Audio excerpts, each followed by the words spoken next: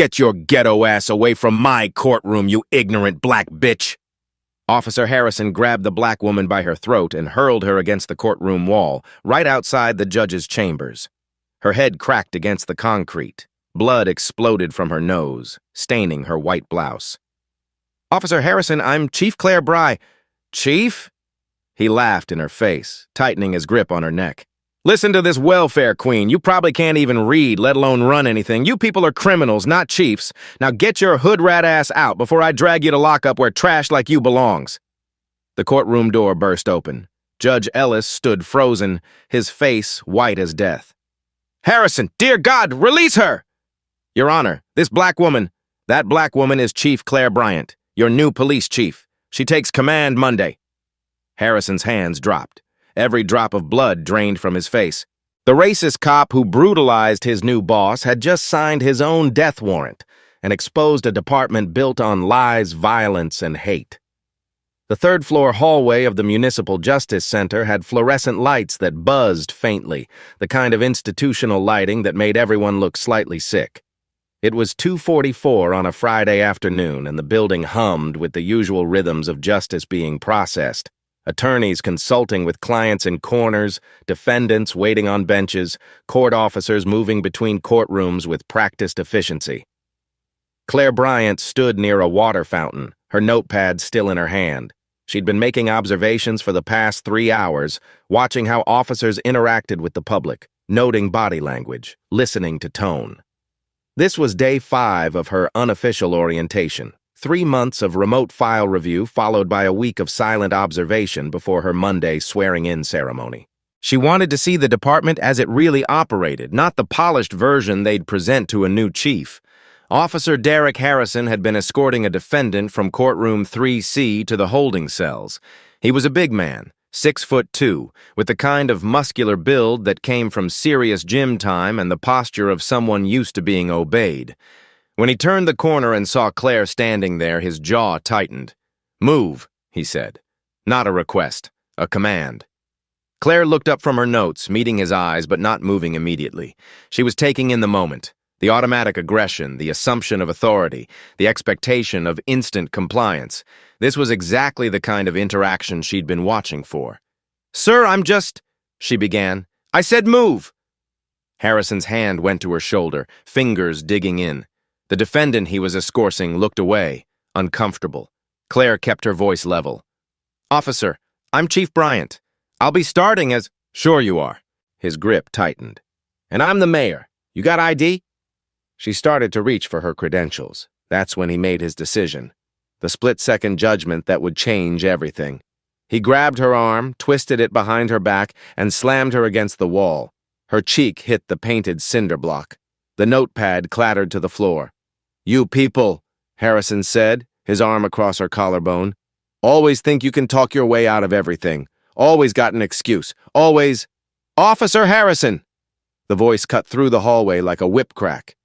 Judge Raymond Ellis had emerged from his chambers, drawn by the commotion. He was 73 years old, a 20-year veteran of the bench with silver hair and a reputation for running an orderly courtroom. What he saw made him move faster than he had in years. Harrison's face went through several emotions in rapid succession. Confusion, recognition, and then something that looked like his blood draining to his feet. He released Claire immediately, stepping back as if she'd suddenly become electrified. Judge Ellis reached them in 4 long strides. "Chief Bryant, are you all right?" Claire straightened slowly, her hand going to her collarbone where Harrison's arm had been. There would be bruises. She could already feel them forming, but her voice remained steady. "I'm fine, Your Honor." The judge turned to Harrison. The officer's face had gone from red to pale in seconds. His hands hung at his sides, trembling slightly. Around them, other officers had appeared, drawn by the judge's shout or some sixth sense that told them something had gone very, very wrong. "Officer Harrison," Judge Ellis said, his voice formal now, the tone he used when reading verdicts. "I'd like to properly introduce you. This is Chief Claire Bryant, formerly of the FBI's Civil Rights Division. She was appointed by the City Council 3 months ago to reform this department. She begins her official duties Monday morning." He paused, letting that sink in. at which point she will be your direct superior and the commanding officer of every sworn member of this police department." The hallway had gone completely silent. Even the usual background noise of the courthouse seemed to have stopped. Harrison opened his mouth, closed it, opened it again. "Sir, I didn't know." "No," Claire said quietly, picking up her notepad from where it had fallen. "You didn't know who I was, but that shouldn't matter, should it? You didn't need to know who I was to treat me with basic dignity. That's the problem." She looked at him directly then, and Harrison had to force himself not to look away. This close, he could see that her eyes were dark brown, intelligent, and completely calm despite what had just happened. There was no fear there, just assessment, like she was a scientist and he was a particularly interesting specimen under a microscope. "Officer Harrison," Claire continued, her voice still quiet but carrying clearly in the silent hallway. "We'll discuss this on Monday. In the meantime, you're to report to Internal Affairs first thing tomorrow morning to provide a complete statement about this incident. Lieutenant Foster will take your statement. Do you understand?" "Yes, ma'am." The words seemed to stick in his throat. "And officer?" She was already turning to leave with Judge Ellis, but she glanced back over her shoulder. "Don't leave town." As she walked away, Harrison stood frozen. Around him, other officers were staring, some with shock, some with barely concealed horror, one or two with something that might have been satisfaction. His partner, Officer Mike Stevens, appeared at his elbow. "Jesus Christ, Derek," Stevens whispered. "Do you have any idea what you just did?" Harrison couldn't answer, because he was beginning to realize exactly what he'd done. And in that moment, standing in the courthouse hallway with a dozen witnesses and the certainty of an internal affairs investigation looming, Derek Harrison understood that his life as he knew it had just ended. Near the elevators, a court clerk named Daniel Cooper lowered his phone. He'd filmed the entire encounter. His hands were shaking as he saved the video to 3 different cloud accounts. He'd seen incidents like this before, not quite as dramatic, but similar. Officers being aggressive, people getting hurt, complaints disappearing into bureaucratic black holes. This time, he had evidence. And this time, the victim had the power to do something about it. Daniel just hoped that would be enough. 3 months earlier, the city council had met in closed executive session to discuss a crisis they could no longer ignore. The numbers told a story that was becoming impossible to hide. $4.8 million in police misconduct settlements over 5 years. Excessive force complaints had tripled while officer discipline had decreased by 40%. Community protests were becoming regular occurrences. Trust between the police and the neighborhoods they served had eroded to the point where witnesses wouldn't come forward and victims wouldn't file complaints. The department needed more than cosmetic reform. It needed someone from outside, someone with no ties to the existing power structure, someone with a proven track record of cleaning up corrupt departments. It needed someone like Claire Bryant. Her reputation had preceded her. 15 years with the FBI's Civil Rights Division, focusing on police misconduct cases. She'd taken down a sheriff's department in rural Georgia that had been systematically targeting black residents for decades. She'd dismantled a network of corrupt officers in a mid-sized city in Ohio who'd been running protection rackets. She'd developed investigation methodologies that became standard practice across federal law enforcement. Her philosophy was straightforward and unwavering. Bad officers don't survive in sunlight. They need darkness and silence and people looking the other way. Remove those conditions and they can't operate. But philosophy was one thing.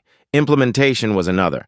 The city Claire was inheriting had problems that went deeper than a few bad officers. This was institutional, woven into training, protected by union contracts, enabled by a culture that prioritized loyalty over accountability.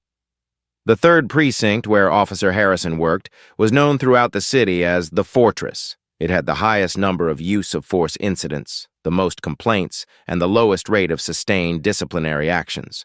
Officers who worked there wore it like a badge of honor. Captain Gerald Winters had commanded the 3rd Precinct for 8 years.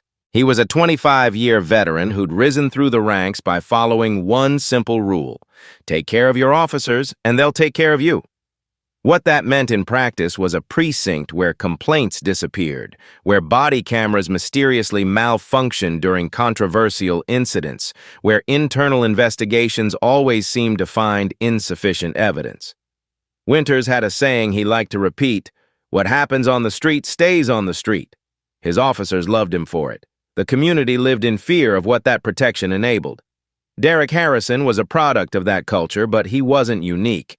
He was one of 8 officers in the 3rd Precinct who shared certain characteristics: high arrest numbers, multiple complaints, and an aggressive approach to policing that walked the line between assertive and abusive. They called themselves the real cops, the ones willing to do what was necessary while everyone else worried about optics and public relations. Harrison's official personnel file painted the picture of a solid officer. Commendations for arrests, a few minor complaints quickly resolved, 12 years of steady service. But that file was a carefully curated fiction. The reality was buried in documents that had been misfiled, complaints that had been reclassified, and investigations that had been closed before they really began. 23 complaints had been filed against Harrison over his 12-year career. Official records showed only 4. Of those 4, all had been found unfounded or not sustained. The other 19 had simply vanished, lost in a system that seemed designed to lose inconvenient truths. Lieutenant Amanda Foster had watched this happen for years. She was one of only 3 black women in a department of 450 officers, and for the past 8 years, she'd been assigned to internal affairs. On paper, her job was to investigate complaints against officers. In practice, her job had become to manage complaints, to make them go away with as little damage as possible to the department's reputation and the officers involved. She'd started with idealism. She'd believed she could change things from within. But after the 20th case where she'd documented clear misconduct only to have her recommendation overruled, after the 30th time a victim had voluntarily withdrawn their complaint following a visit from a detective, after watching good officers get driven out while bad ones got protected, something in her had hardened. She couldn't leave. She had 2 kids and a mortgage and health insurance to worry about.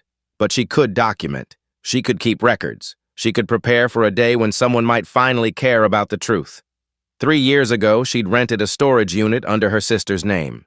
Every case she'd been ordered to bury, she photocopied first. Every piece of evidence she was told to lose, she kept a copy of. Every complaint that disappeared from official records, she preserved in her secret archive.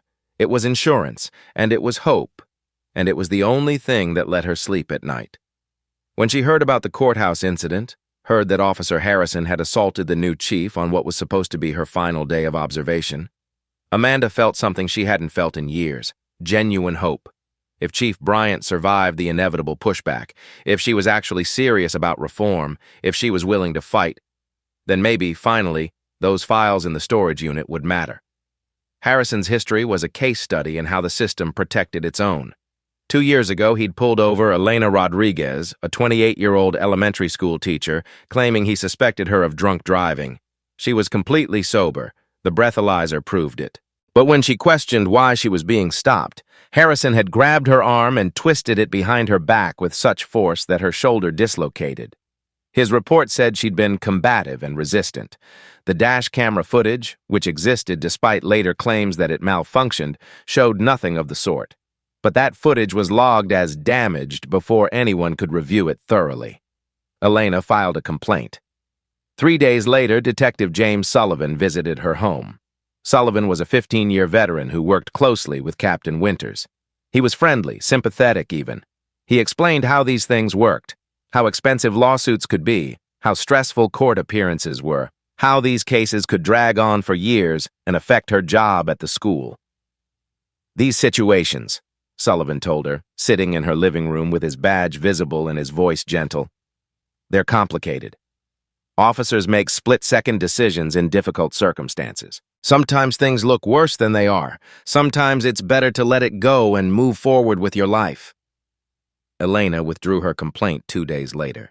She had surgery on her shoulder. It cost $8,000 out of pocket because her insurance didn't fully cover injuries sustained during police interaction. She still couldn't raise her arm above shoulder height without pain. She never filed another complaint. She taught her students to be respectful of police officers, and late at night, when her shoulder ached, she wondered how many other people had been in her situation and made the same choice she had. Marcus Johnson hadn't had the luxury of withdrawing his complaint because he'd been in jail. 3 years ago, when he was 19, he'd been walking home from his shift at a fast food restaurant. It was almost midnight. He was tired, his feet hurt, and he was thinking about his 11-month-old daughter waiting at home. Harrison and another officer stopped him. They said he matched the description of a suspect in a robbery, a description so vague it could have applied to any young black man in a hoodie. When Marcus asked what robbery, what description, why he was being stopped, Harrison threw him against a car. The force broke Marcus's collarbone.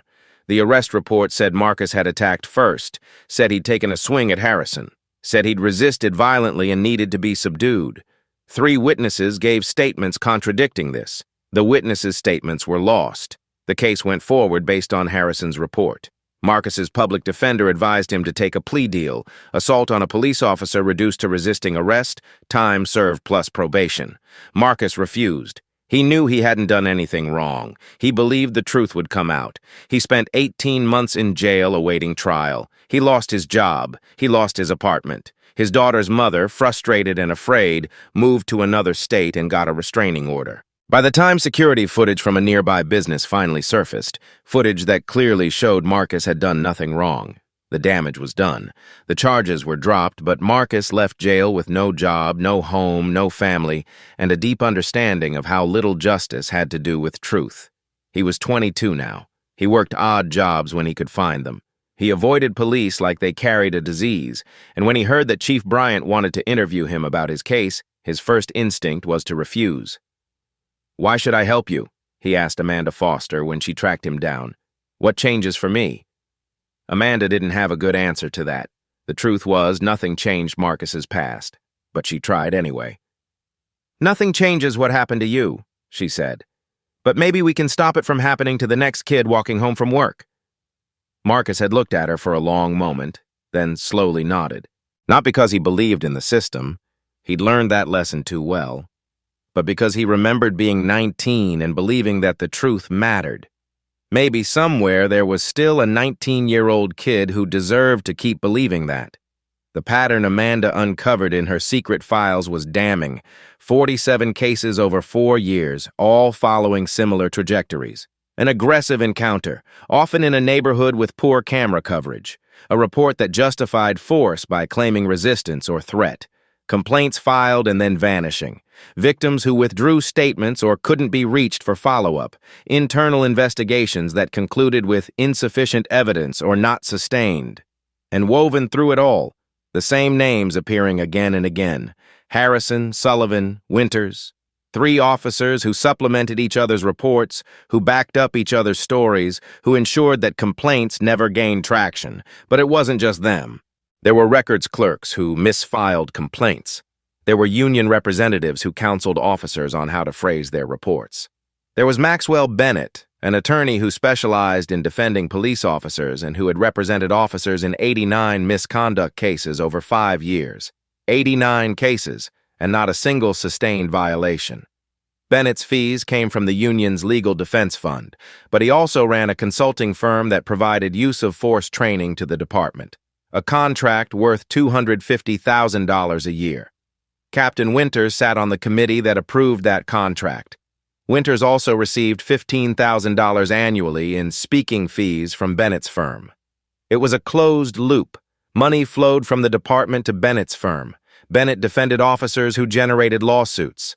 The lawsuits got settled with taxpayer money. The officers stayed on the job. The pattern continued. And the community paid the price in settlements, in fear, in the slow erosion of trust that came from knowing that no matter how wrong an officer's actions were, there would be no accountability. Claire had spent 3 months reviewing files remotely before arriving in the city. What she found matched patterns she'd seen before, the bureaucratic architecture of impunity. But seeing it in documents was different from seeing it in person.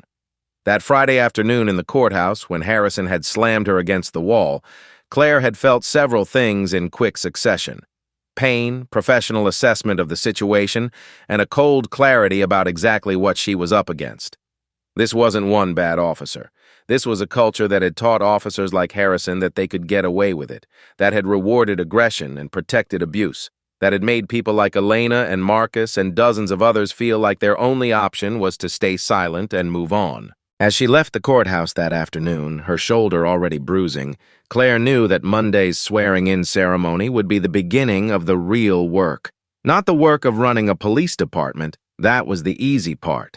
The real work would be dismantling a system that had been built over decades to protect itself from exactly this kind of scrutiny. In her temporary apartment that night, Claire reviewed her notes from the week. She documented 14 separate instances of problematic officer-citizen interactions. The courthouse incident was just the most dramatic. There had been officers who were dismissive when citizens asked questions, officers who used their physical presence to intimidate, officers whose tone conveyed contempt rather than respect. And interwoven through it all was an attitude she'd seen in every corrupt department she'd ever investigated. We are above the rules that apply to everyone else. Her phone rang.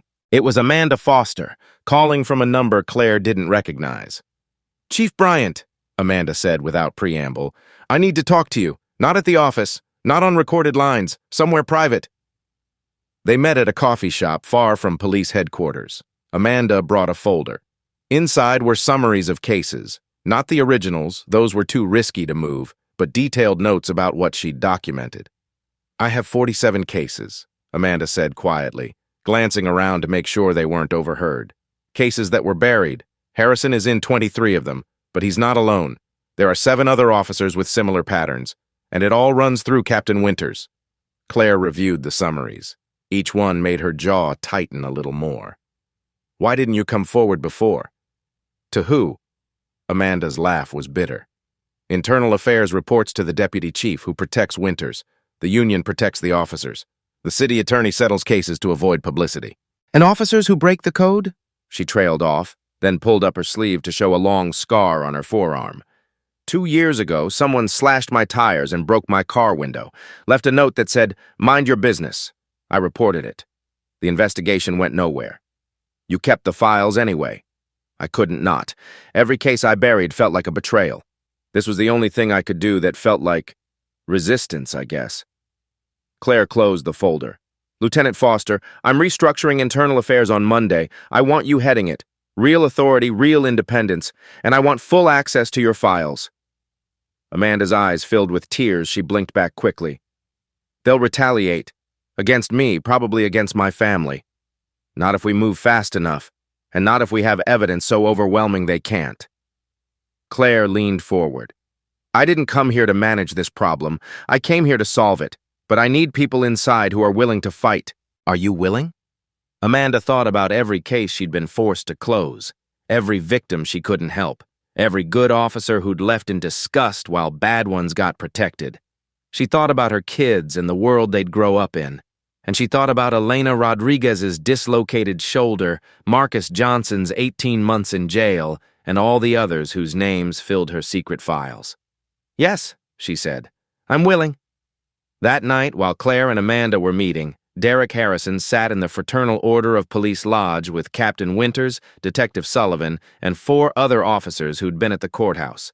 Also present was Maxwell Bennett, the union lawyer who'd made a career out of defending officers exactly like them. Bennett laid out the situation with professional calm. "The courthouse incident is bad.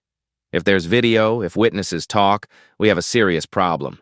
Our strategy needs to be threefold: discredit the narrative, protect Officer Harrison's rights through the grievance process, and make Chief Bryant's job as difficult as possible." "She's on a mission," Winters said. "She's not here to run a department. She's here to tear it apart." "Then we make it too difficult for her to stay," Bennett replied. "City councils get nervous when new chiefs cause chaos. Communities get worried when crime goes up during transitions, and juries are usually sympathetic to officers who say they made split-second decisions under pressure." Harrison had been quiet through most of the meeting, but now he spoke. "I'm filing a complaint against her. Hostile work environment? She's targeting me because of what happened?" Bennett considered this. "Let's hold off on that. We don't want to look reactionary. First, we need to find out if anyone filmed the incident. If there's video, We need to control it before it gets out." What none of them knew was that it was already too late for that. Daniel Cooper had already backed up the video, and in 3 weeks, when he got his third anonymous threat, he would decide that keeping quiet was more dangerous than speaking up. But on that Friday night, Harrison and his allies still believed they could manage this. They'd managed situations like this before. They had the union, they had their lawyer, they had a system that had always protected them. They didn't yet understand that this time was different. This time, the person they'd wronged had the authority to look into every corner they'd kept dark. This time, someone was willing to follow the evidence wherever it led. This time, the system's protection was about to become its vulnerability. Monday morning was coming, and with it, everything would change. Claire arrived at police headquarters at 6:45 Monday morning, 15 minutes before sunrise. The building was a gray concrete structure from the 1970s, blocky and institutional, located in a part of downtown that had never quite gentrified. The lobby smelled like old coffee and floor wax. She deliberately arrived early before the day shift began, wanting to see the building when it was mostly empty. She wanted to understand the space before it filled with people and politics and the careful performances everyone would put on for the new chief. Her office had been cleared out over the weekend per her instructions. The previous chief's commendations, photos, and personal items had been boxed and sent to him in retirement. Claire wanted to start with a blank space. No inherited symbolism, no subtle message that this office belonged to someone else and she was just borrowing it. Her first official act, logged at 6:52 a.m., was to request complete personnel files for every sworn officer, all use-of-force reports from the past 3 years, and every pending internal affairs investigation. By 7:30, when Captain Winters arrived, he found a memo on his desk asking for those materials by end of business. At 7:45, when he came to Claire's office to explain why that timeline was impossible, he found her reviewing budget documents and marking them up with a red pen. "Chief Bryant," he said, his tone carefully respectful but with an edge underneath, "I got your memo. Those files you're requesting, some of them might take time to locate. The previous chief's filing system was inadequate," Claire finished. "I'm aware. That's why I'm requesting complete files. If documents are missing, I'll want to know which ones and why. If they've been lost, we'll need to recreate them from backup systems. If backup systems don't exist, that's a separate problem we'll address." Winters shifted his weight. He was a big man, 6'4", used to using his physical presence to his advantage, but Claire didn't look up from her budget review, didn't acknowledge the implicit intimidation. "Some of those IA investigations are sensitive," he continued. "Union contracts have privacy provisions. I'm aware of the contract." Now she did look up, and her eyes were flat and professional. "I've memorized it. The chief has authority to review all investigations. If the union wants to file a grievance about that, they're welcome to. But I'll have those files today." Winters opened his mouth to argue further, then seemed to think better of it. "I'll see what I can do." "You'll have them on my desk by 5 p.m., Claire corrected. "Captain, let's be clear about something. I didn't come here to make friends or to preserve how things have always been done. I came here because this department has a problem, and that problem is destroying public trust. You can be part of solving that problem, or you can be part of the problem that needs solving. Your choice." After he left, Claire allowed herself a small smile. First shot across the bow. Let them understand that she wasn't going to be managed or controlled or slowly absorbed into the existing culture. The all-hands meeting was scheduled for 9 a.m. Claire had every 3rd Precinct day shift officer assembled in the precinct's community room, 45 officers packed into a space designed for 30. She wanted them uncomfortable, wanted them crowded together, wanted them to understand that the old comfortable arrangements were done. She didn't waste time with pleasantries.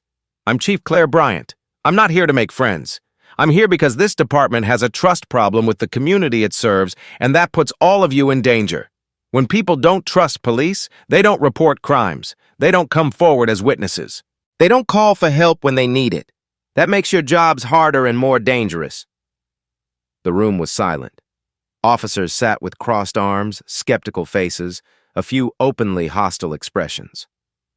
"I'm going to address what happened Friday directly," Claire continued. "Officer Harrison assaulted me in the courthouse. That investigation will proceed by the book. Internal Affairs will conduct a thorough investigation, evidence will be gathered, and there will be a fair process. If you have a problem with that, if you think your commanding officer should be exempt from accountability when she's assaulted, there's the door. No one moved, but the tension in the room ratcheted up several notches. Let me be clear about something else. I've spent the past week observing operations throughout the department. I've reviewed 3 months of files and reports. What I've found is a pattern of aggressive policing that crosses the line from firm to abusive, and a complaint process that seems designed to make complaints disappear rather than address them. Derek Harrison sat in the back row, his jaw clenched so tight it looked painful. Around him, officers exchanged glances. "That ends now," Claire said. "Starting today, every use of force will be documented completely. Every complaint will be investigated thoroughly. Body cameras will be functional and footage will be preserved. And if you think that's unfair, if you think that's tying your hands, then I'd suggest you find a different profession." She paused, letting that sink in. "Most of you became officers because you wanted to help people. You wanted to make a difference. You wanted to protect communities. That's noble work. But somewhere along the way, some of you forgot that power without accountability is just tyranny with a badge. And I'm here to restore accountability." When she opened the floor for questions, there were none. Just 45 officers staring at her with expressions ranging from shock to anger to, in a few faces, something that might have been respect. As the meeting broke up, Claire watched the officers file out. She was looking for reactions, cataloging who seemed receptive, who seemed hostile, who seemed scared. Amanda Foster caught her eye and gave a small nod. Officer Jennifer Taylor, a 26-year-old with 3 years on the force, stopped to speak briefly. "Chief, I just wanted to say..." Jennifer glanced around to make sure no one was listening closely. "Some of us think this is overdue. We're glad you're here." "Thank you, Officer Taylor. I'm going to need officers like you to speak up when you see problems. The culture only changes when good people stop staying silent." After Jennifer left, Captain Winters requested a private word. He closed the office door and turned to face Claire, and now the respectful facade was gone. "Chief, you just declared war on this entire precinct." "No, Captain. I declared that this precinct will follow the law and department policy. If that feels like war to you, that tells me everything I need to know about how things have been run. You don't understand how policing works in this city. These neighborhoods..." "Captain Winters." Claire opened a file folder on her desk. "I have documentation of 3 incidents from the past 2 years where you personally signed off on complaint closures without conducting any meaningful investigation. I have reports from Internal Affairs investigators recommending further action with your handwritten notes in the margin saying, 'Close this.' I have evidence that you've been taking speaking fees from Maxwell Bennett's consulting firm while sitting on the committee that approves his training contracts." Winter's face went red. "Those fees are legal. The contract allows..." "I didn't say they were illegal. I said they create a conflict of interest. Bennett makes money defending officers who generate misconduct complaints. You have a financial relationship with Bennett. You close investigations into those same officers. It doesn't matter if it's technically legal. It's wrong, and it's the kind of thing that destroys public trust." "I'm going to the union with this," Winters said, his voice tight with anger. "Please do. I've already met with union leadership. They're aware that this administration will follow contract procedures exactly, which means documented misconduct will be disciplined according to the progressive discipline guidelines in the contract. Those guidelines exist for a reason, Captain. We're going to start using them." After Winters stormed out, Claire sat back in her chair and allowed herself a moment of tension release. This was the hardest part. The initial confrontation, the establishing of boundaries, the making it clear that she wouldn't be intimidated or managed or slowly absorbed into the existing dysfunction. She'd been through this before, in other departments. The first weeks were always brutal. There would be pushback, there would be resistance, there would be officers who tested boundaries to see if she was serious. Some would leave, some would file grievances, some would leak to media or complain to city council members. But if she could survive the initial storm, if she could demonstrate that she was immovable on matters of principle, then eventually the culture would start to shift. Not quickly, not easily, but gradually. The key was having allies inside the system, people like Amanda Foster who'd been waiting for someone to back them up, People like Jennifer Taylor who wanted to do good work but felt constrained by a toxic culture. That afternoon, Amanda came to Claire's office and closed the door. "I need to show you something," Amanda said, "and I need your word that you'll protect my identity as the source." "You have it." Amanda laid out the details of her storage unit, her 3 years of documentation, her secret archive of buried cases. As she talked, Claire took notes, asking clarifying questions, building a mental map of how the system had been operating. "Lieutenant Foster, you've documented a criminal conspiracy, destruction of evidence, witness tampering, official misconduct. This is bigger than I thought." "That's why I kept the files. I knew that eventually someone would care, or at least I hoped." Amanda's voice was tired. "Chief, they're going to know I'm the source. They'll retaliate. Not if we move fast enough, and not if we build a case so strong they're too busy defending themselves to come after you." Claire stood up and walked to the window, looking out at the city. "Here's what I need you to do. Get me access to those files. Make copies of everything. Then I want you to start contacting victims, everyone you remember filing complaints that disappeared. Tell them we're conducting a comprehensive review and we want to hear their stories. Some of them won't talk. They're too scared. I know. But some will.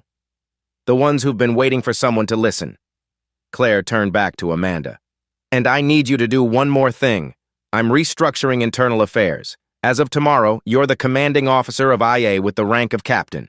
You'll report directly to me, and you'll have full authority to investigate any allegation regardless of rank or political connections." Amanda's eyes widened.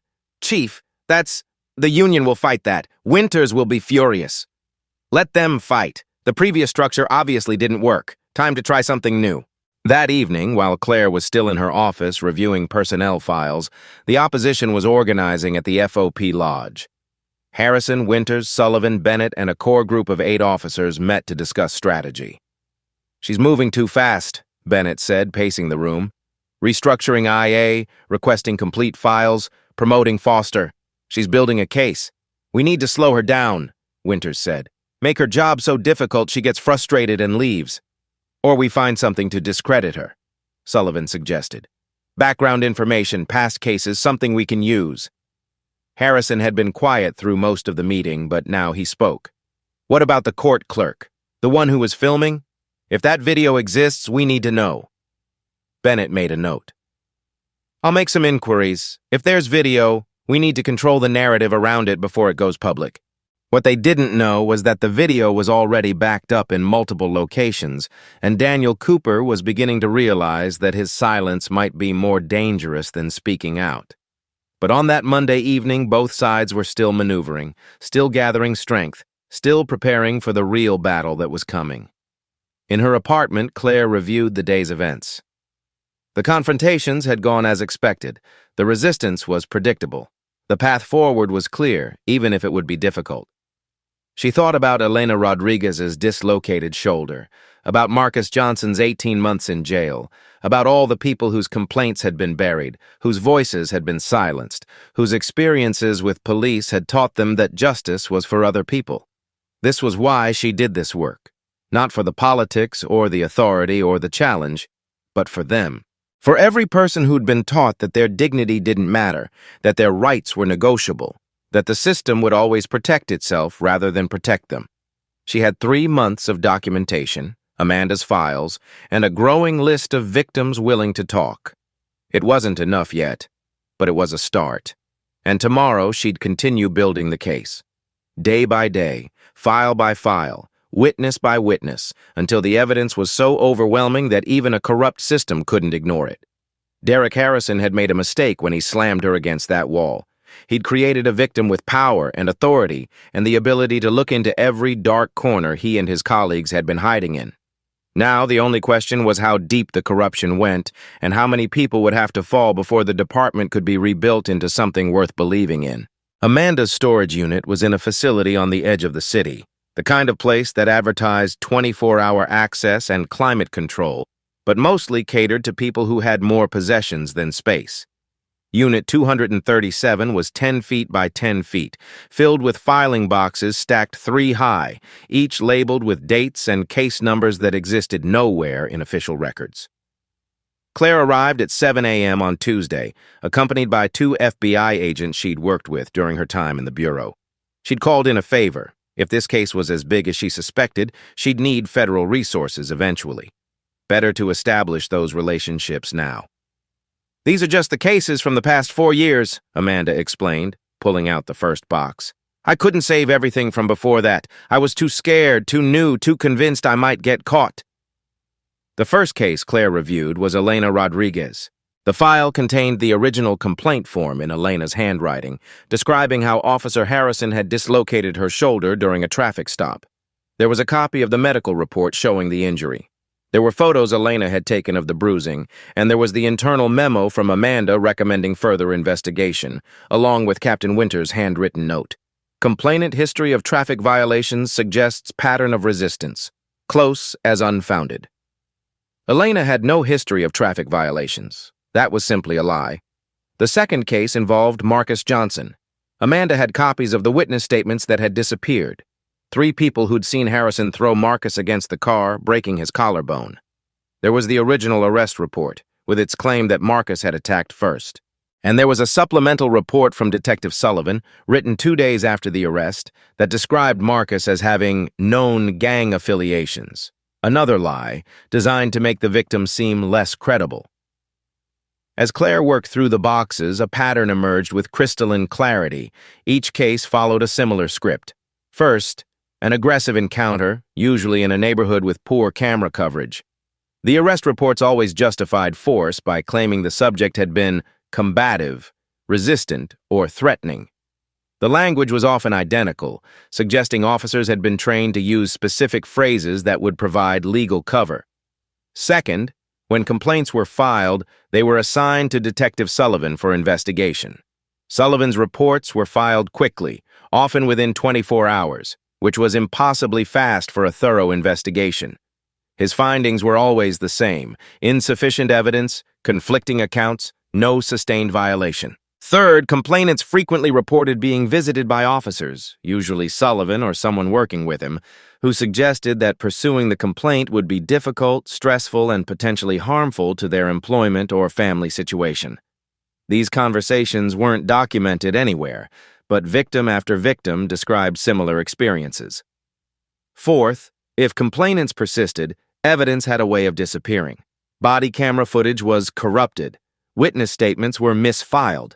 Medical records that should have been part of the investigation couldn't be located. And finally, Captain Winters would close the case, often with a notation suggesting the complainant wasn't credible or had a history that undermined their claims that were frequently false.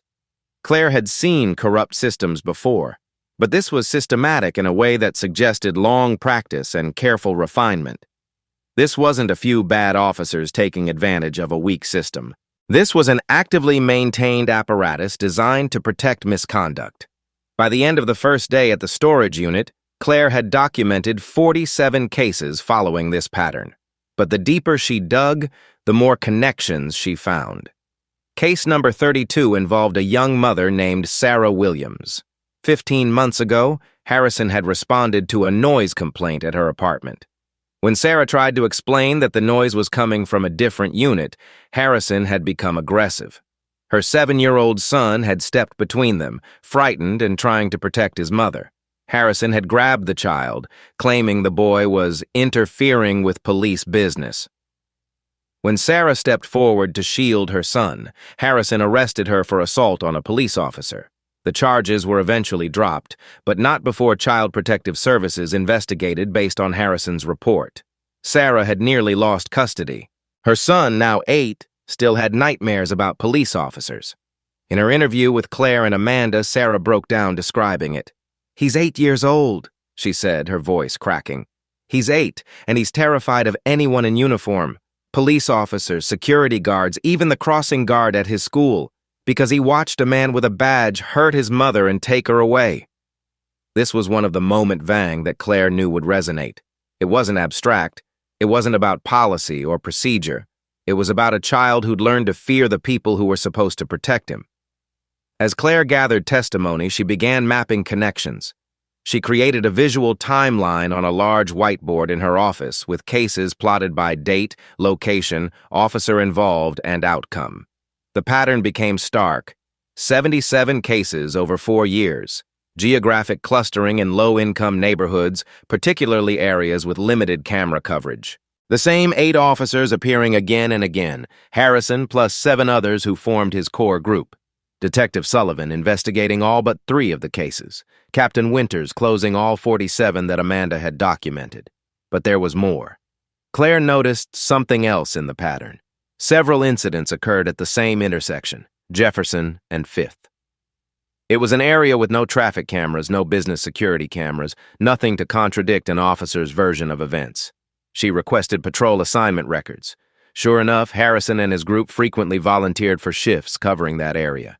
They were deliberately selecting locations where they could operate without oversight. The discovery that made Claire's blood run cold came on Thursday afternoon. One of the FBI agents helping with the review found an encrypted file on a shared police server. With help from an IT specialist, they accessed it. It was a database, unofficial, unconnected to any legitimate law enforcement system. It contained names, photos, and notes on 217 individuals. The notes included assessments like known agitator, filed complaint 2019, anti-police, watch for opportunities. Elena Rodriguez was in the database, added 3 days before her traffic stop. The note said, known to file complaints, use caution. Marcus Johnson was listed, added 2 weeks before his arrest. The note said, associates with problem individuals, flagged for attention. Sarah Williams was there too. Her entry, added 4 days before the noise complaint incident, said, previous complaint attempt, difficult, document everything. This wasn't reactive policing. This was a targeting system. Officers weren't just responding aggressively to situations, they were identifying individuals and creating situations. When Claire presented this finding to Amanda, the lieutenant's hands shook as she reviewed the names. This is premeditation, Amanda said. They weren't just covering up misconduct, they were planning it. We need to preserve this database before anyone knows we've accessed it, Claire said. And we need to identify everyone who contributed to it. The system log showed 8 primary contributors, including Harrison. But there were also 2 entries from Captain Winters and 3 from Detective Sullivan. The rot went higher and wider than even Amanda had suspected. Claire's next step was to understand the financial incentives maintaining this system.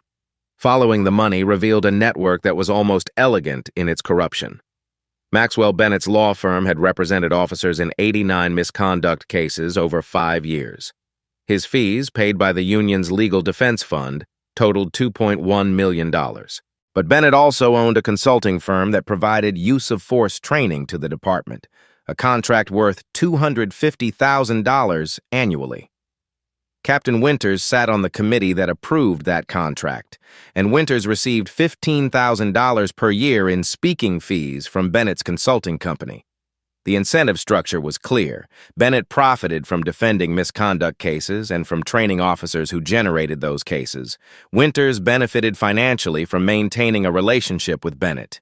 And the union's legal defense fund, funded by officer dues, paid for all of it. But there was another financial trail. When cases went to settlement, the city's insurance company paid out.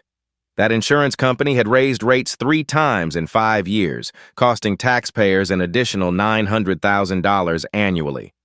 Yet disciplinary actions against officers had decreased, sending a clear message to insurance adjusters. This city protects bad officers even when it costs money. Claire compiled all of this into a comprehensive report. 77 documented cases, 217 people in the targeting database, $4.8 million in settlements, a systematic pattern of evidence tampering and witness intimidation, financial conflicts of interest, and a culture that prioritized loyalty over accountability at every level. She had statistical evidence, she had documentary evidence, she had witness testimony, but she knew from experience that wasn't enough.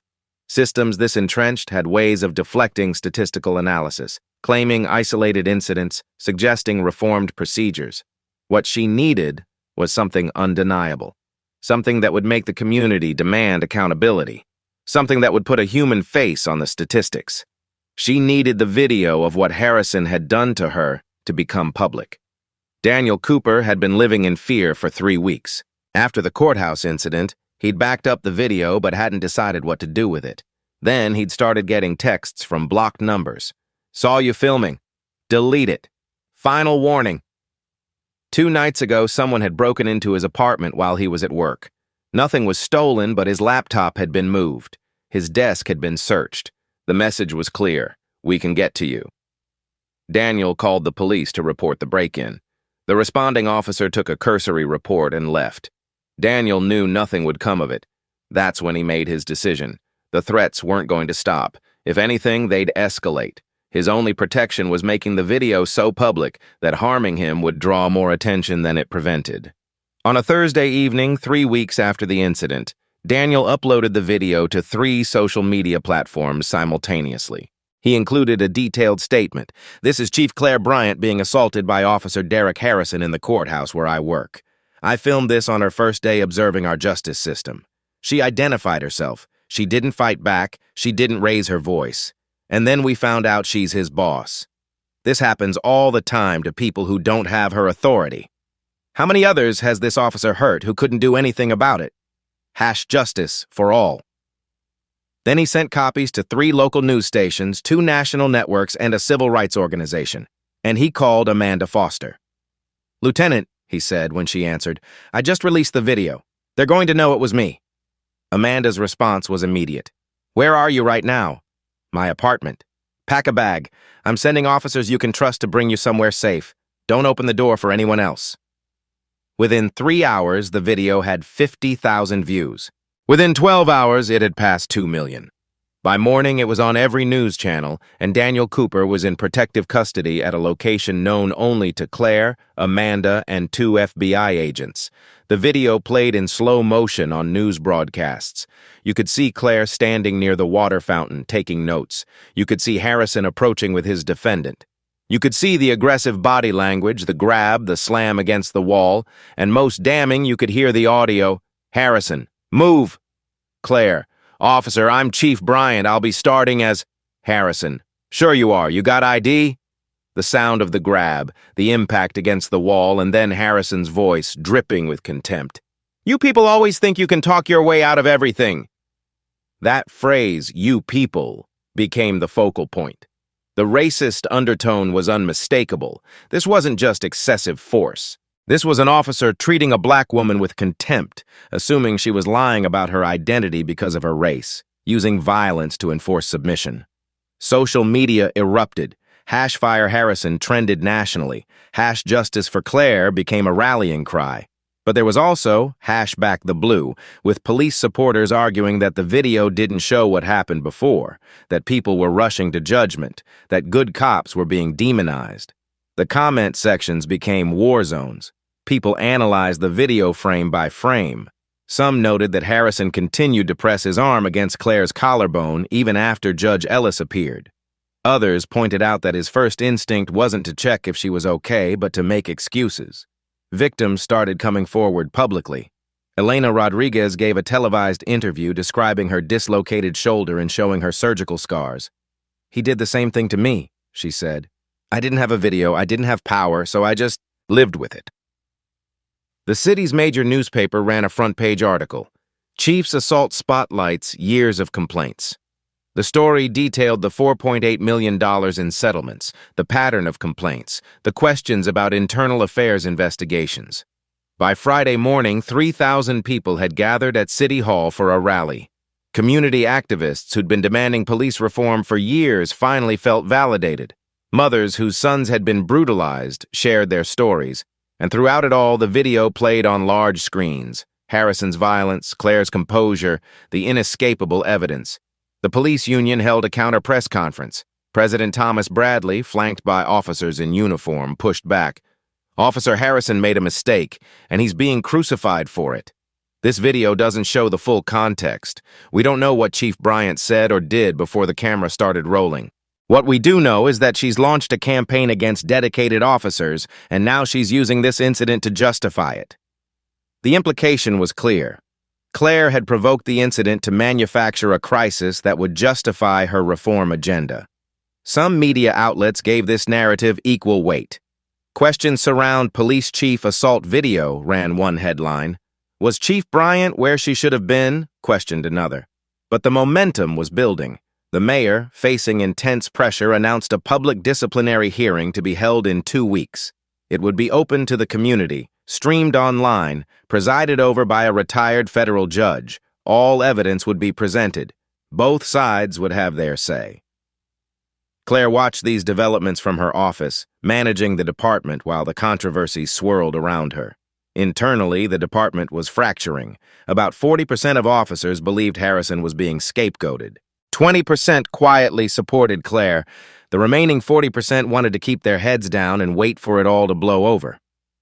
Amanda reported threats against herself and the other officers who'd been publicly supportive of Claire. Someone spray-painted "traitor" on Claire's personal car. Daniel Cooper, despite protective custody, received death threats through social media. And through it all, Harrison and his allies prepared their defense, convinced they could weather this storm like they'd weathered others. What they didn't understand yet was that Claire wasn't just fighting about one incident. She was using that incident as leverage to expose the entire system. The video made people pay attention. But the real case, the one she was building methodically with Amanda's files, victim testimony, and documented patterns, would be what brought the system down. The public hearing was 2 weeks away. Claire had that long to finalize her case, to line up every witness, to organize every piece of evidence into an argument so overwhelming that even sympathetic juries couldn't ignore it. She worked 16-hour days, reviewing files, preparing presentations, coordinating with the city attorney. She met with Elena, Marcus, Sarah, and 36 other victims, preparing them for testimony, explaining what to expect, promising them that this time, finally, someone would listen. And she thought about what came after. Even if she won at the hearing, even if Harrison was fired and Winters was disciplined and the system was exposed, reform would be a years-long process. Culture didn't change overnight, but she'd learned long ago that you change culture by changing consequences. Make misconduct costly, make accountability real, and gradually the culture adapts. 1 week before the hearing, Claire received an anonymous package. Inside was a USB drive containing emails between Winters and Bennett discussing strategies for managing difficult complainants. There were recorded conversations of Sullivan coaching officers on how to phrase their reports. There were financial records showing Bennett's payments to Sandra Morris, the records clerk who'd misplaced so many complaints. Someone inside the system was helping. Someone who'd been part of it but couldn't stomach it anymore. Claire didn't know who. She didn't need to know. She just needed to use what they'd given her. The architecture of corruption that had protected officers like Harrison for years was about to be displayed in full public view.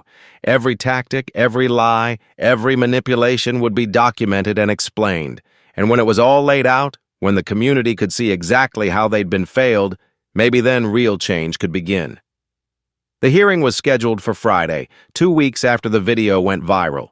In those 14 days, the city became a pressure cooker. Daily protests outside police headquarters, counter-protests defending police, media camping out for statements, city council members receiving hundreds of calls daily, the police union threatening a vote of no confidence in Chief Bryant, community groups demanding immediate action. Claire maintained her routine. Arrive early, work late, respond to no media requests beyond brief written statements. She let others drive the public narrative while she focused on building an unassailable case. The day before the hearing, she met with all her witnesses one final time. Elena Rodriguez, Marcus Johnson, Sarah Williams, and 4 others who'd agreed to testify publicly. Daniel Cooper, nervous but determined. Nathan Woods, the evidence technician who'd finally come forward as her anonymous source.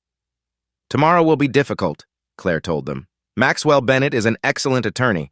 He'll try to discredit you to make you look unreliable, to suggest you have ulterior motives. He'll bring up anything in your past that he thinks might undermine your credibility. Let him try, Sarah said, her voice steady despite the fear in her eyes. I want my son to see that sometimes people do fight back, that sometimes the truth matters. Elena nodded. I've been quiet for 2 years. Letting them get away with what they did to me was supposed to make my life easier. But it didn't. It just made me complicit in what they did to everyone who came after me. Marcus was the most skeptical. "I'm doing this because you asked. But Chief, I've been through this system. I know how it works. Don't get your hopes up that one hearing changes everything." "You're right," Claire said. "One hearing won't change everything, but it can be the beginning. It can make it impossible for people to say they didn't know. And that's step one." The hearing was held in the city council chambers, the only public space large enough to accommodate the expected crowd. By 8 a.m., an hour before the scheduled start, every seat was filled. Media filled the designated press area. Community members lined the walls. Outside, several hundred more watched on large screens that had been set up in the plaza. Security was intense. Everyone passed through metal detectors. Police officers in full uniform stood at every entrance. The tension in the air was almost physical. The panel consisted of 5 people: retired federal judge Margaret Price as hearing officer, Mayor Catherine Vaughn, City Attorney David Morales, and 2 civilian review board members. This wasn't a criminal trial. It was an administrative hearing to determine whether Officer Harrison had violated department policy and, more broadly, whether systemic problems existed in the department. Claire sat at one table with the city attorney and Amanda Foster. At the opposite table sat Harrison, Captain Winters, Detective Sullivan, and Maxwell Bennett. Judge Price, a stern woman in her mid-60s with steel-gray hair and a reputation for tolerating no nonsense, called the hearing to order at 9:02 a.m. "This hearing has 3 purposes," she began. "First, to determine whether Officer Derek Harrison violated department policy in his interaction with Chief Claire Bryant. Second, to assess whether that incident represents broader issues within the police department. Third, to make recommendations regarding discipline and reform. This is not a criminal proceeding. The standard of evidence is preponderance, more likely than not. Mr. Bennett, your opening statement." Bennett stood, and his opening was everything Claire expected: smooth, sympathetic to his client, framing Harrison as a dedicated officer caught in an impossible situation. "Officer Harrison has served this city for 12 years. He's made hundreds of arrests, responded to thousands of calls, worked the most dangerous shifts in the most challenging neighborhoods. On the day in question, he encountered someone in a restricted courthouse area who failed to properly identify herself. In the split-second decisions officers must make every day, he made a judgment call. Was it perfect? No. But it wasn't malicious. It wasn't criminal. And it certainly doesn't justify the witch hunt that Chief Bryant has launched against him and his fellow officers." Bennett sat down, and City Attorney Morales stood for the city's opening. "This hearing is about accountability. It's about whether police officers are subject to the same rules as everyone else, or whether they operate in a consequence-free zone. Officer Harrison didn't just use force against Chief Bryant. He assaulted her after she identified herself, after she posed no threat because he decided she needed to learn her place. That's not police work. That's abuse of power. And as we'll show, it's not an isolated incident. It's part of a pattern of misconduct that has been systematically covered up for years." The first witness was Daniel Cooper. He testified about filming the incident, about backing up the video, about the threatening messages he'd received. Bennett's cross-examination tried to establish that Daniel had an anti-police agenda, that he'd filed complaints before, that his decision to film was itself suspicious. Daniel held firm. "I filmed because I saw wrong being done. I've worked in that courthouse for 3 years. I've seen how some officers treat people. This time, I had evidence." Then the video was played in full for the hearing. The room watched in silence. Even having seen it dozens of times, Claire felt her jaw tighten watching Harrison's arm across her collarbone, hearing the contempt in his voice. When it ended, Judge Price asked, "Chief Bryant, do you wish to testify?" Claire took the stand. She described the incident calmly, professionally, without embellishment. When asked how she felt during the assault, she answered honestly, "Angry, but also vindicated, because it confirmed what I'd been seeing all week. Officers who view communities they serve with contempt, who see citizens as problems to be controlled rather than people to be protected." Bennett's cross-examination was aggressive, trying to establish that Claire had provoked the incident, that she'd been in a restricted area without authorization, that she'd failed to properly identify herself. "Chief Bryant, isn't it true you were conducting surveillance on officers without their knowledge?" I was observing courthouse operations, which is within my authority as incoming chief. You had advanced knowledge of Officer Harrison's record, didn't you? I reviewed all officers' records as part of my preparation. Officer Harrison's file showed no complaints, but as we now know, that's because complaints were systematically buried. Isn't it convenient that on your final day of observation, you had an incident that gave you justification for your reform agenda? Claire looked at Bennett directly. Mr. Bennett, I didn't need to manufacture a crisis. Your client provided one. The only thing I manufactured was the willingness to do something about it. The hearing continued into the afternoon. Amanda Foster presented the statistical analysis. 77 cases following similar patterns, geographic clustering, identical report language, the suspicious disappearance of evidence. Bennett objected repeatedly. This hearing is about one incident, not a fishing expedition into department practices. Judge Price ruled, the pattern evidence is relevant to establishing whether Officer Harrison's conduct was aberrant or systemic. I'll allow it. Elena Rodriguez took the stand and told her story. Her voice shook, describing the shoulder dislocation, the surgery, the $8,000 in medical bills, the visit from Detective Sullivan encouraging her to drop her complaint. Bennett tried to undermine her. Miss Rodriguez, you withdrew your complaint voluntarily, didn't you? After I was threatened. After I was told my life would be harder if I didn't. That's not voluntary. But you were in fact cited for a broken taillight that night, weren't you? Which was fixed 2 weeks before the stop, as the repair receipt shows. Officer Harrison was looking for a reason to pull me over. Marcus Johnson testified next. He described being thrown against a car, his broken collarbone, 18 months in jail for charges that were eventually dropped, losing his job, losing his daughter. Mr. Johnson, Bennett said during cross-examination, you have a criminal record, don't you? No, I don't. The charges were dropped. But you were arrested. You were in custody. That's a fact. Because Officer Harrison lied in his report. That's also a fact. Sarah Williams broke down on the stand describing her son's nightmares, his fear of uniforms, the way he still flinched when he saw police officers.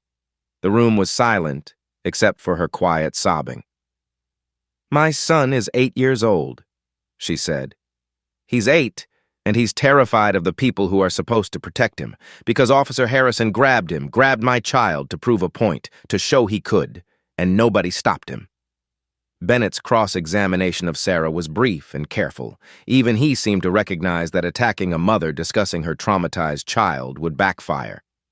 As the afternoon wore on, 3 more victims testified. Each story added weight, building a picture of a pattern that couldn't be dismissed as isolated incidents. Then, Nathan Woods took the stand. This was the moment Claire had been building to, the insider testimony that would break open the system's inner workings. Nathan testified about being ordered to misplace evidence, about keeping secret copies of everything he was told to lose, about documenting Captain Winter's direct involvement in evidence tampering. Officer Woods, City Attorney Morales asked, why did you keep these records if you weren't prepared to come forward? Because I couldn't live with myself if I didn't. I became a police officer to protect people, not to help other officers abuse them. I kept hoping someone would care enough to ask the right questions, and finally, Chief Bryant did. Bennett's cross-examination tried to paint Nathan as a disgruntled employee with a grudge, but Nathan had documentation for everything. Emails, evidence logs, recordings he'd made of conversations with supervisors. As the day stretched into early evening, Detective Sullivan was called to testify. He was visibly uncomfortable, sweating despite the air conditioning. The city attorney walked him through his role as the primary investigator for internal affairs complaints. Detective Sullivan, you investigated 31 complaints against Officer Harrison. How many did you sustain? None. Did you interview complainants in all 31 cases? Long pause. Not in all cases. In how many cases? I'd have to review my notes. Let me help you. Our review shows you interviewed complainants in 7 of 31 cases. That's less than 25%. How do you investigate a complaint without talking to the complainant? Sullivan had no good answer. The city attorney produced an email, Sullivan to Winters. Another complainant withdrew. That's the 4th this month. The deterrent strategy is working. The room erupted in angry murmurs. Judge Price gavelled for order. Detective, Explain what you meant by deterrence strategy. That email was taken out of context. Then provide the context. Sullivan couldn't, because there was no context that made that email acceptable.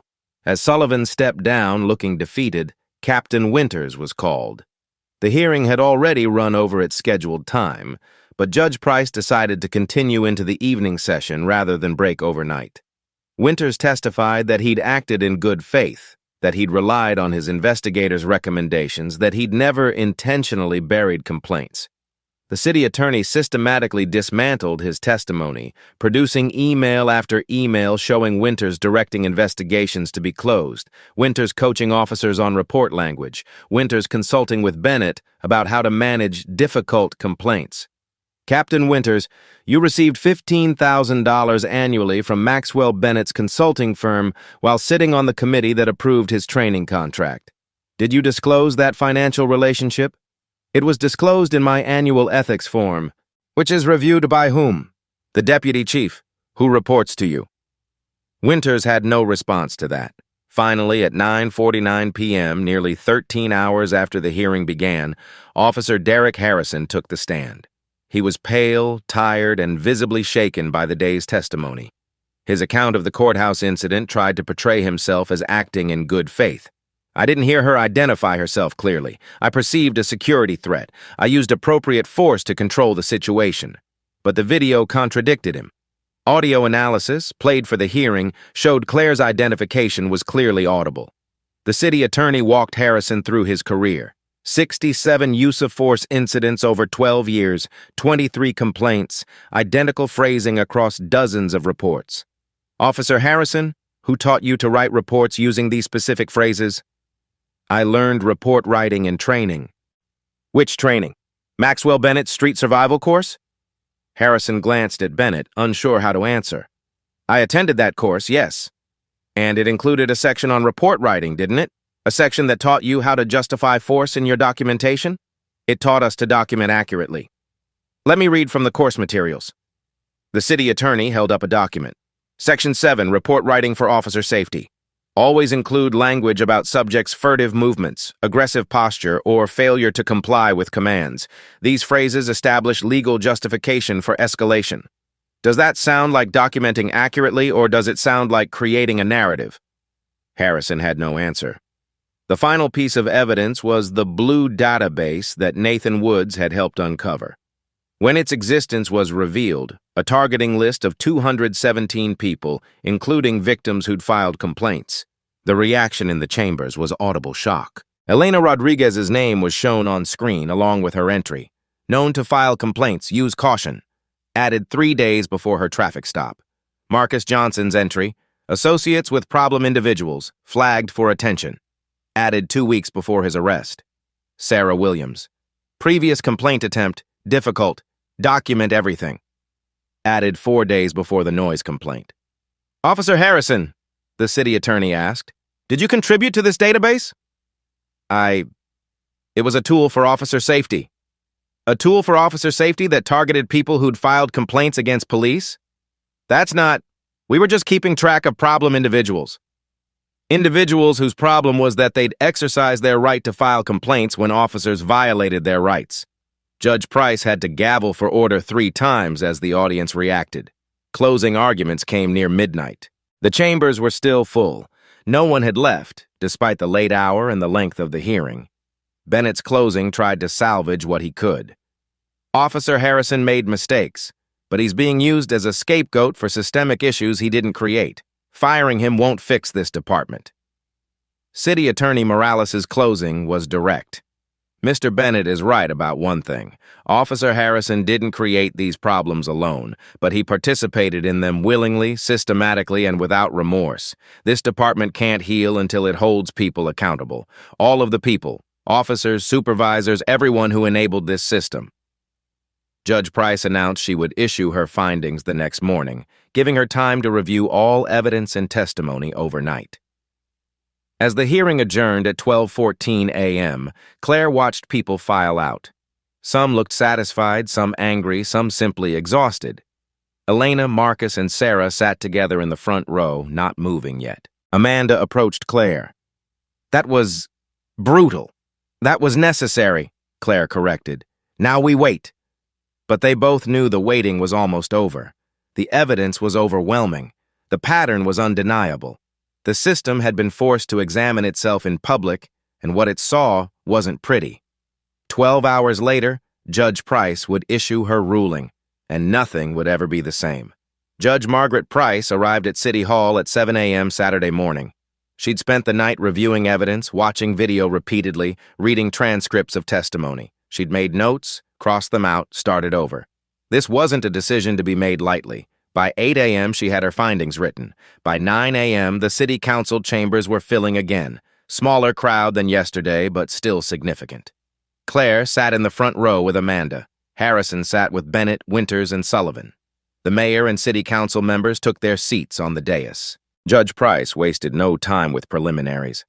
I've reviewed all evidence presented at yesterday's hearing along with supplemental materials provided by both parties. My findings are as follows. She read methodically, building her case point by point. First, regarding the courthouse incident. Officer Harrison violated department policy and state law in his interaction with Chief Bryant. The video evidence clearly shows excessive force used against an individual who posed no threat and who had identified herself. Officer Harrison's claim that he didn't hear Chief Bryant's identification is contradicted by audio analysis. His subsequent actions, maintaining pressure even after Judge Ellis appeared, demonstrate consciousness of wrongdoing rather than good faith mistake. Second, regarding the pattern evidence, the testimony and documentation presented demonstrate a systematic pattern of misconduct that goes far beyond Officer Harrison. 77 documented cases, statistical clustering, identical report language, and the existence of a targeting database established that this was not a few bad officers, but an institutional failure. Third, regarding supervisory failure. Captain Winters failed in his basic duty to investigate complaints thoroughly, to provide appropriate oversight, and to discipline when discipline was warranted. His financial relationship with the union's attorney, while perhaps technically legal, created conflicts of interest that compromised his judgment. Detective Sullivan's investigations were perfunctory at best, designed to clear officers rather than determine truth. Fourth, regarding systemic issues.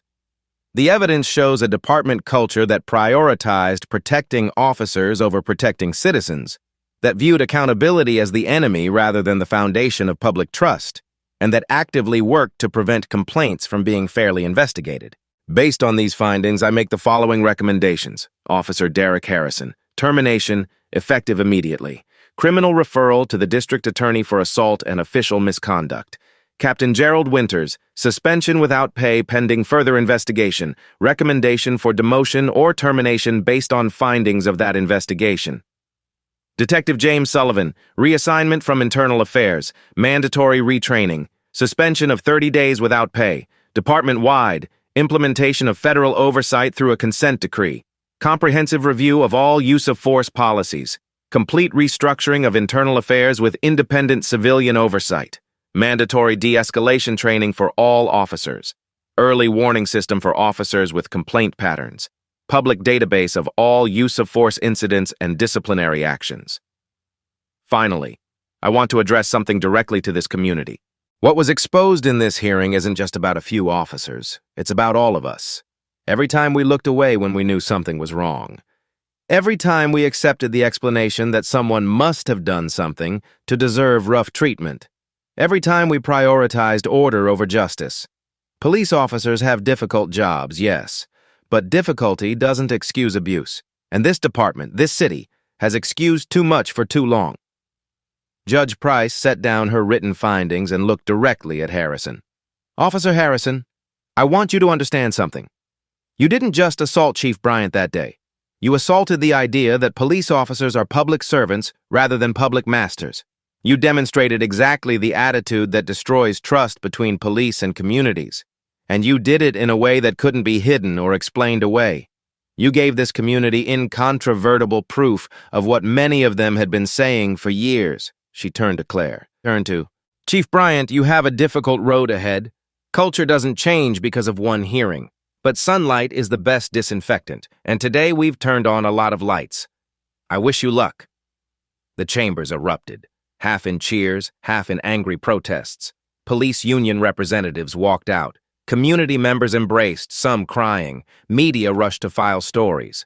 Harrison sat motionless, Bennett speaking urgently in his ear. Winters's face was red with fury. Sullivan stared at the table. As Claire left the chambers, Harrison approached her. They hadn't spoken directly since the courthouse incident. "This isn't over," he said, his voice low and tight with anger. "You made enemies today, real enemies." Claire looked at him evenly. "No, Officer Harrison. I made it so your victims don't have to be afraid anymore. That's all that matters. Security will escort you from the building. Turn in your badge and weapon at the desk." As she walked away, Amanda caught up with her. "We did it." "We started it," Claire corrected. "The real work begins Monday." Outside, community activists were already organizing. The hearing had been streamed online and reactions were pouring in on social media. Some celebrated the accountability. Others decried what they saw as persecution of police.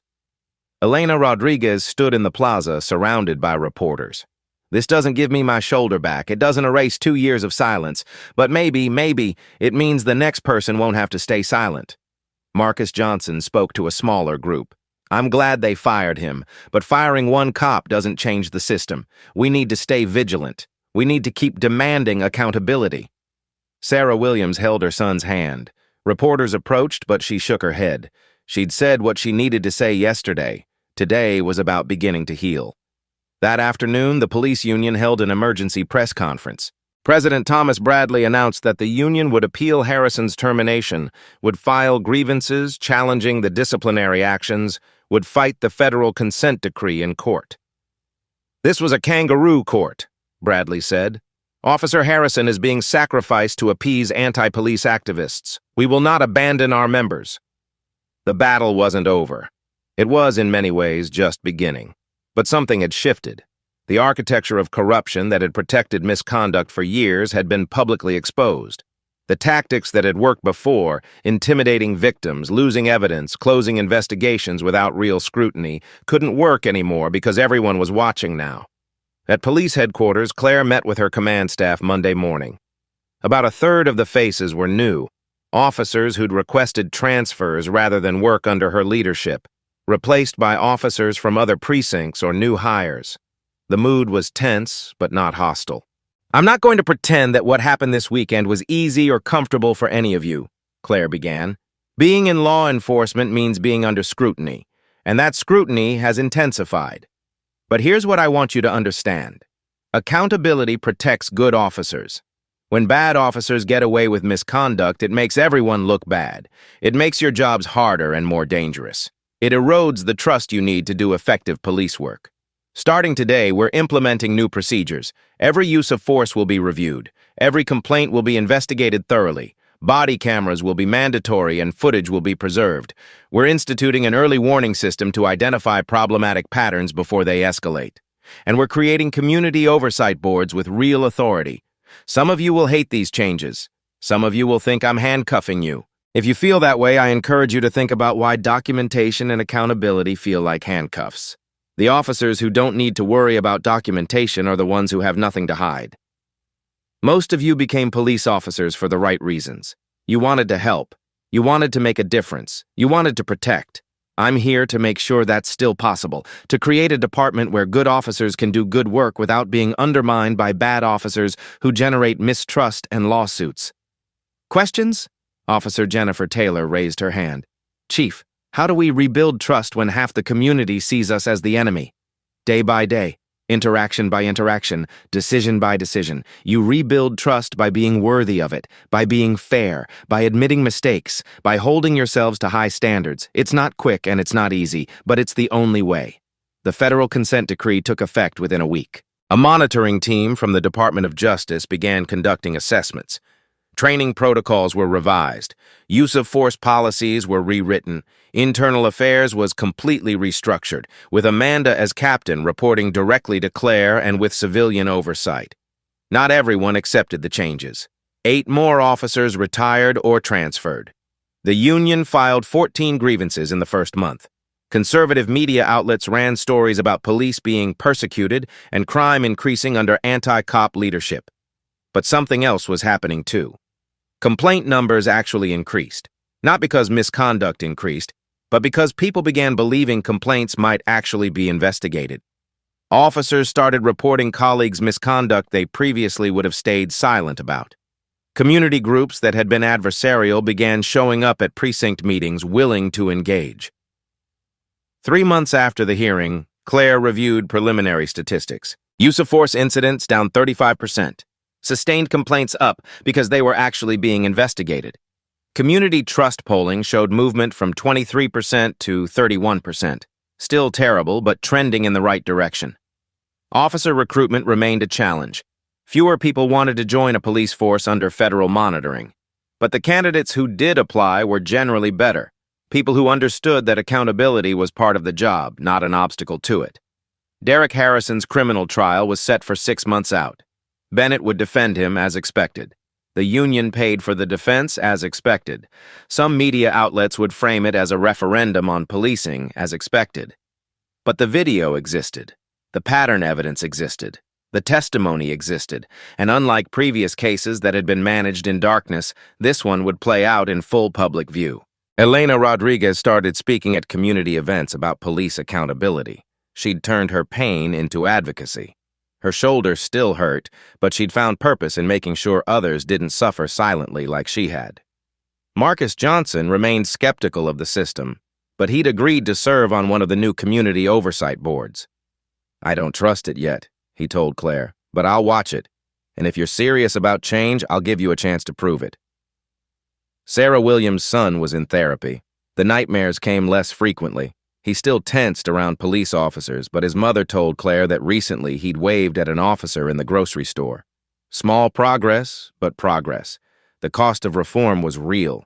Claire received death threats weekly.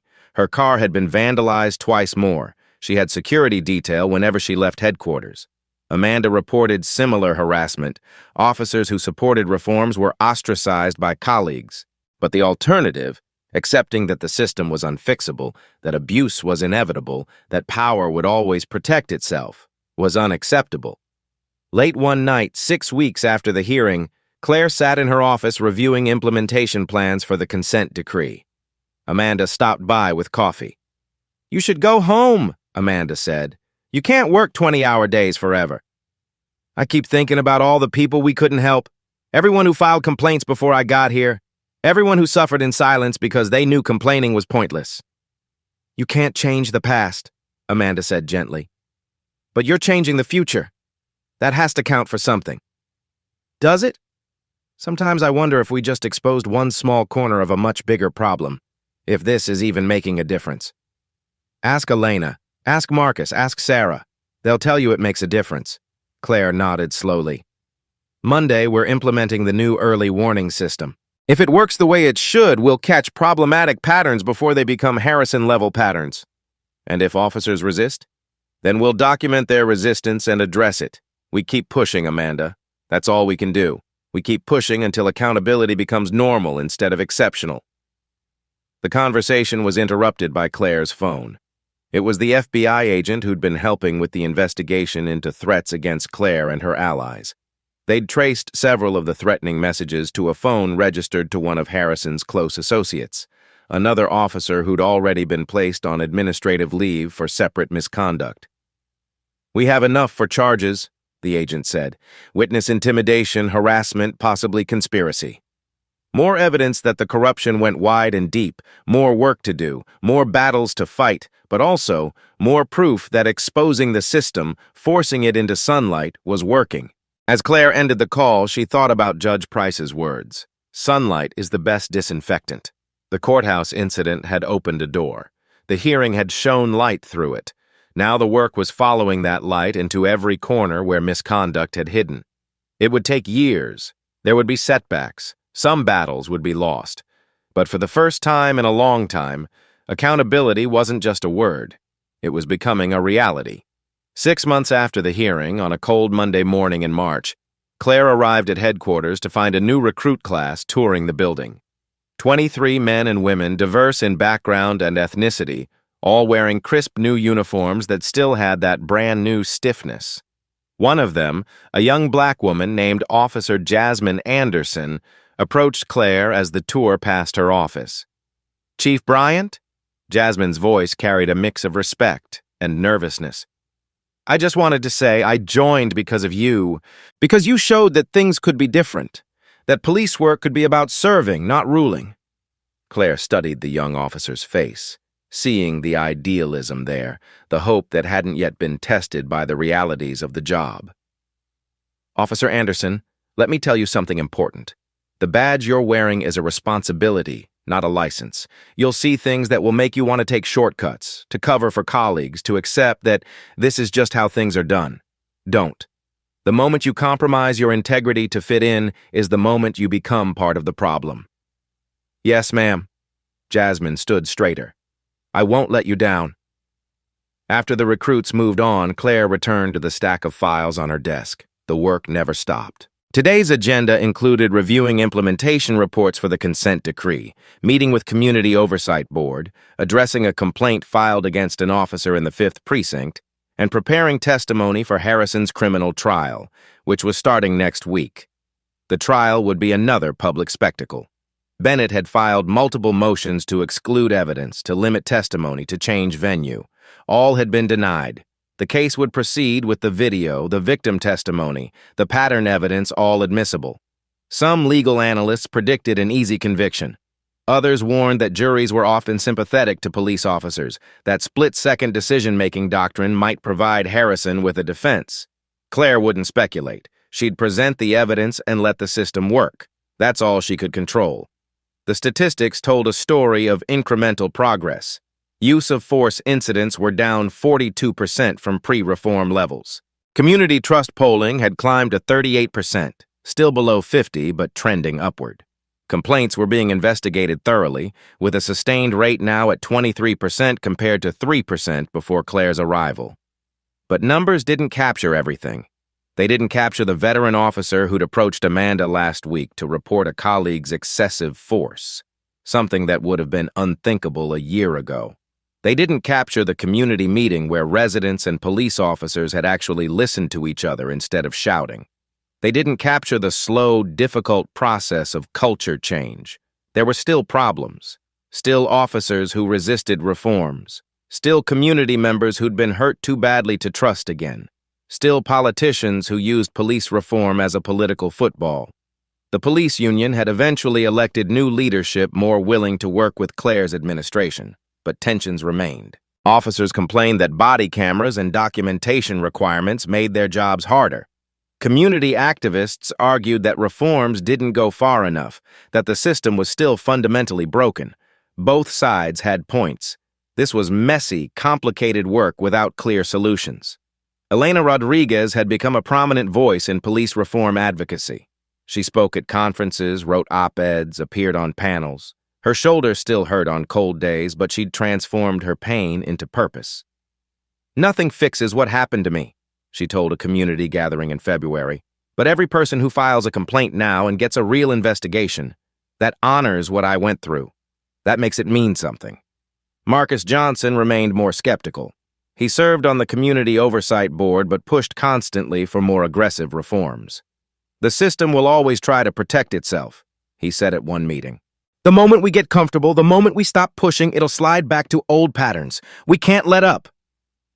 He was probably right. Change required constant pressure, constant vigilance, constant willingness to call out problems. Sarah Williams focused on her son. The therapy was helping. He'd made a friend whose father was a police officer, one of the reform-minded ones, and was slowly learning that not all people in uniforms were threats. He drew a picture last week, Sarah told Claire during a chance encounter at a grocery store. A police officer helping someone.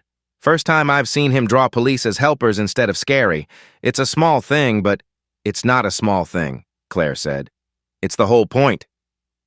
Daniel Cooper had returned to work at the courthouse, though he'd requested a transfer to a different building.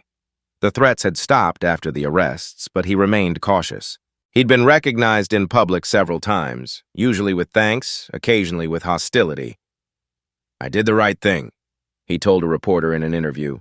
But I won't pretend it was easy or that there weren't costs. Sometimes doing the right thing is expensive.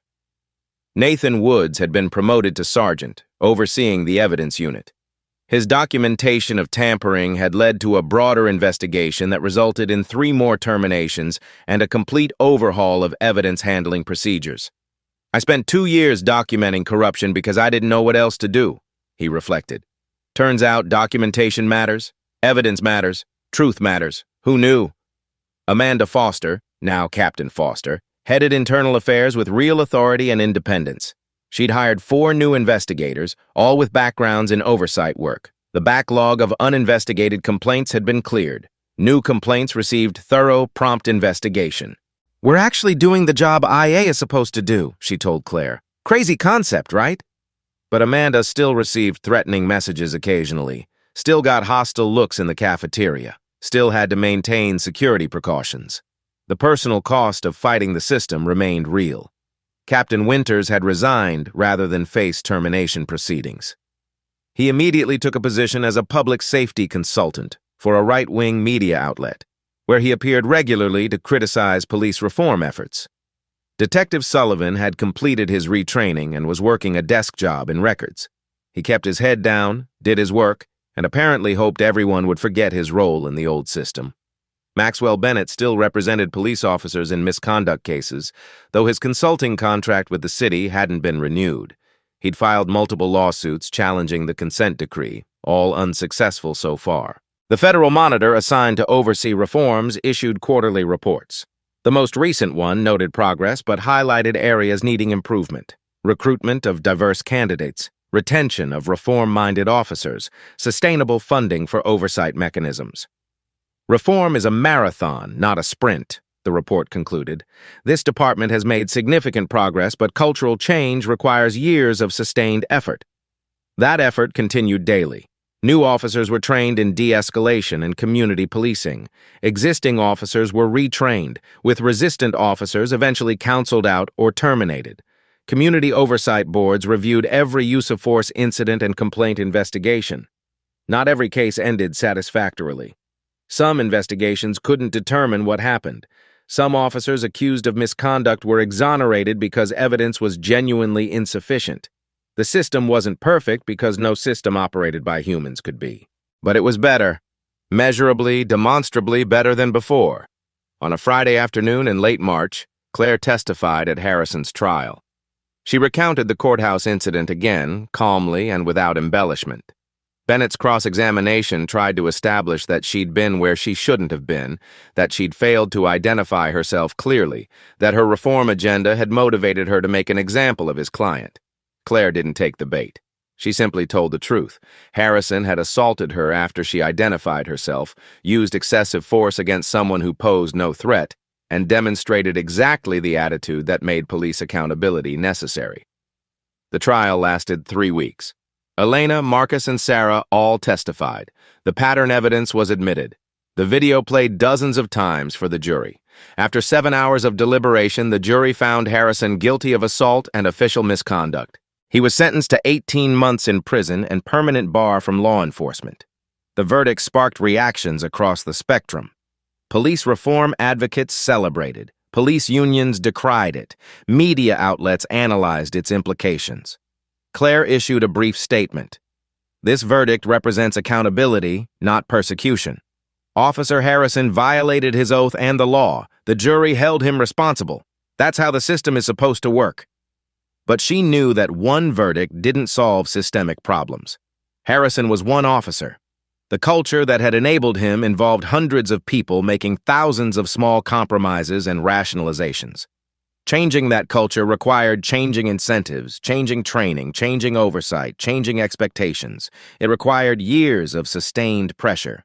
Some days the progress felt glacial. Other days, Claire saw moments that gave her hope. A veteran officer apologizing to a citizen after a traffic stop became heated, de-escalating instead of doubling down. A community member thanking an officer who'd helped find their lost child, trust being rebuilt interaction by interaction. A new recruit asking thoughtful questions about use of force policy instead of just accepting that's how we do it. These moments didn't make headlines, but they were the actual work of reform. Late one night, 3 weeks after Harrison's conviction, Claire sat in her office reviewing the latest implementation reports. Amanda stopped by, as she often did during these late sessions. "You know what I realized?" Amanda said. "A year ago, I had a storage unit full of cases I couldn't do anything about. Now I have an office where we actually investigate complaints. It's almost surreal." "Progress is surreal when you're used to dysfunction," Claire agreed. "But it's also fragile. This only works if we keep pushing. The moment we get complacent—" "I know the system will try to slide back." Amanda sat down. "But we've changed things structurally. Body cameras are policy. Oversight is embedded. Early warning systems are in place. It can't slide back as easily as before." "Can't slide back easily isn't the same as can't slide back at all." "No," Amanda agreed. "But it's something. A year ago it was nothing. Now it's something."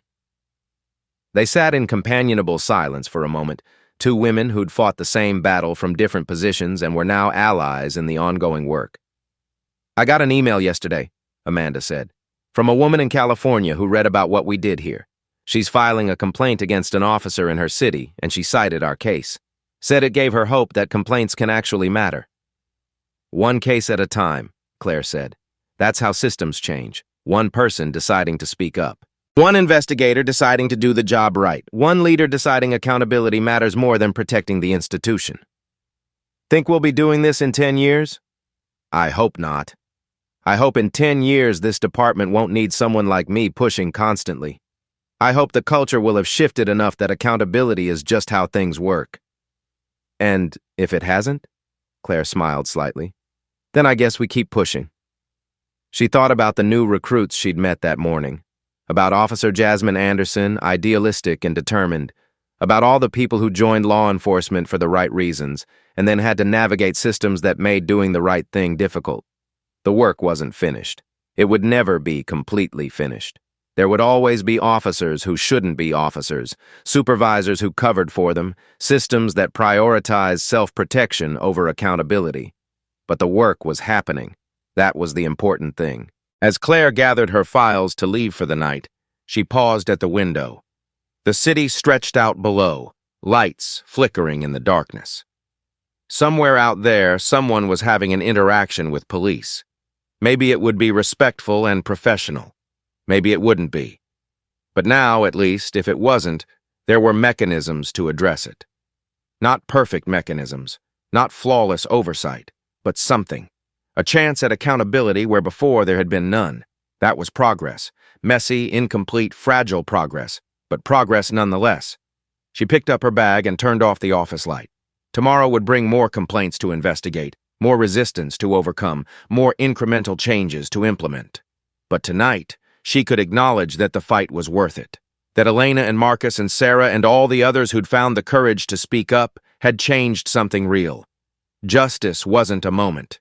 It was a process. It wasn't a verdict. It was a choice made every day by people willing to do the hard work of holding systems accountable. Officer Harrison was one person.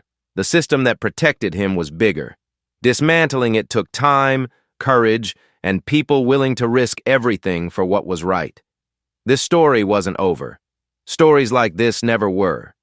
But today, there was one less victim. Tomorrow, maybe there would be one less again. And maybe, eventually, there would come a day when someone like Claire didn't have to fight this fight. But until then, the work continued. As Claire left headquarters, she saw Officer Jasmine Anderson and another new recruit practicing de-escalation techniques in the training yard, even though their shift had ended. Learning, preparing, trying to be the kind of officers their communities needed. Claire paused to watch them for a moment. Then she walked to her car, started the engine, and drove home through the city she served.